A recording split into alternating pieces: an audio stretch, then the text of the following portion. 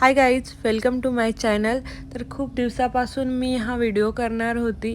बाजारातून आपण आणलेला गूळ असतो, तर खूप लोकांना ही ट्रिक माहिती नाही आहे की हा जो गूळ आहे अशा प्रकारे जर आपण घेऊन आणलं तर आपण याला कसं म्हणजे यूजमध्ये आणू शकतो. म्हणजे आपल्याला छोटे तुकडे हवे असतात तर आपण ते कसे करू शकतो.